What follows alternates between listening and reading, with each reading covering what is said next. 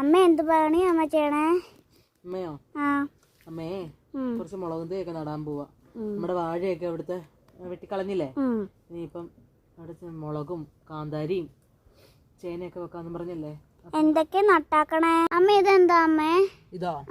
ഇത് നമ്മ കുറച്ച് ദിവസം മുമ്പ് ഇട്ട തക്കാളിയുടെ കുരുവേ ഇട്ട് മുളപ്പിച്ചത്. ഇതെല്ലാം മുളകാ, കാന്താരി, പച്ചമുളക്.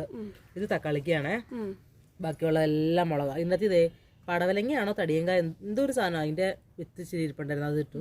ഇതൊക്കെ മുളകാണ്. ഇതുണ്ടോ? ഇതുണ്ടോ? മഞ്ഞ മുളക് കണ്ടോ? ക്യാപ്സിക്കം പോലെ ഉണ്ട്. ഉണ്ടമുളക് ഒരു സൈസ്. മുഖമൊക്കെ പുകഞ്ഞു തുടങ്ങിയത് കീറി എടുത്തിട്ട്.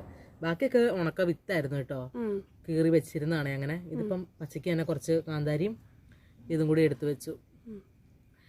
പിന്നെ ഇത് വെണ്ടയ്ക്ക, പിന്നെ കുറച്ച് റെഡ് ലേഡിയുടെ കപ്പങ്ങയുടെ ഉണ്ട്.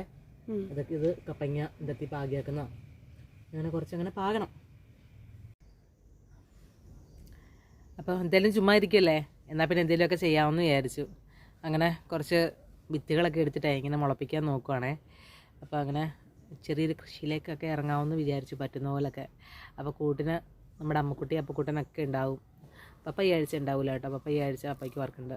അന്നേരം ഭയങ്കര വെയിൽ കേട്ടോ, ക്യാമറയിൽ ശരിക്കും കിട്ടുന്നുണ്ടാവും. അപ്പോൾ അങ്ങനെ ഞങ്ങൾ ഞങ്ങളുടെ പണി തുടരട്ടെ കേട്ടോ. അപ്പോൾ ടാറ്റാ.